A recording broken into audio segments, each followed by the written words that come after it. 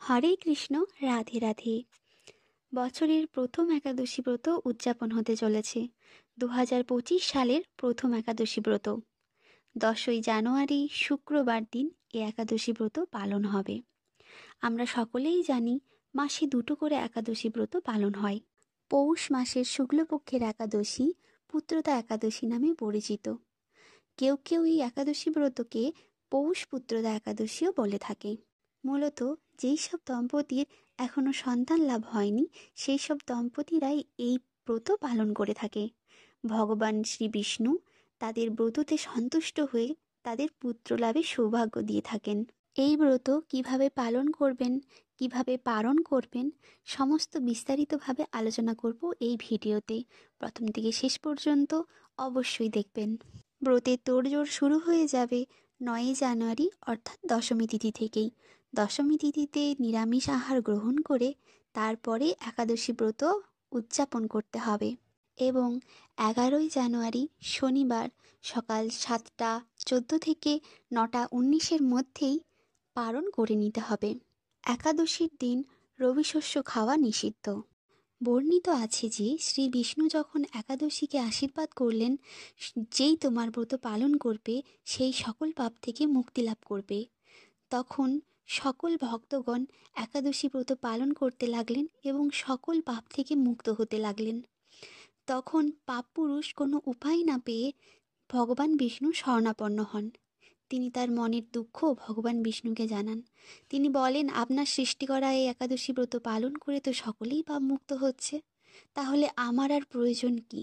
আমি আর কেনই বা থাকবো? কেনই বা সৃষ্টি করেছিলেন আপনি আমাকে?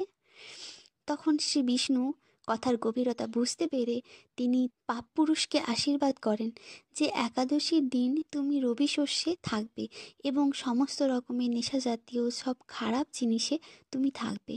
একাদশীর দিন যে ওই জিনিসগুলি ভক্ষণ করবে তাতে তুমি বিরাজ হয়ে যাবে। স্কন্দ পুরাণেও বর্ণিত করা আছে, একাদশীর দিন যেই সব কাজগুলি করা হয় তার 1000 গুণ ফল লাভ হয়। অর্থাৎ আপনি যদি ভালো কাজ করেন তাহলেও তার 1000 গুণ ফল আপনার কাছে ফিরে আসবে এবং আপনি যদি খারাপ কাজ করেন সেটার 1000 গুণ ফল আপনি পাবেন। তাই এই দিন ভগবানের চরণে নিজেকে নিবেদন করে একাদশীর ব্রত পালন করুন। রবি শস্য বর্জন করুন, নেশা জাতীয় দ্রব্য বর্জন করুন, এমনকি পরচর্চা পরনিন্দা সব কিছু থেকেই নিজেকে বিরত রাখুন। ভগবানের নামগান করুন, ভগবানের কাছে প্রার্থনা করুন। এতে ভগবান সন্তুষ্ট হয়ে আপনার মনস্কামনা পূর্ণ করবে। এবারে বলি ব্রতের নিয়মটা কি। 9ই জানুয়ারি বৃহস্পতিবার আপনারা স্নান করে ভগবানের পায়ে তুলসী অর্পণ করে কালো তিল অর্পণ করতে পারেন, করে ভগবানের কাছে সংকল্প করবেন যে আমি এই ব্রত পালন করছি, এবং তার পরের দিন নিষ্ঠা সহকারে ভগবানের ব্রত পালন করবেন। রবি শস্য বর্জন করে অনুকল্প খাবার খেতে পারেন, চাইলে নির্জলা উপবাসও করতে পারেন এবং তার পরের দিন অর্থাৎ 11ই জানুয়ারি শনিবার দিন আপনি 9টা 19 মধ্যেই পালন করে নেবেন। অর্থাৎ স্নান করে ভগবানের পুজো করে তারপরে খাবার গ্রহণ করবেন। আপনি আপনার ব্রত মহাপ্রসাদ দিয়ে ভাঙলে সব থেকে ভালো হয়। মহাপ্রসাদ হচ্ছে জগন্নাথ দেবের প্রসাদ। এই প্রসাদ বাড়িতে থাকলে ব্রতের পালন এই প্রসাদ দিয়েই করুন।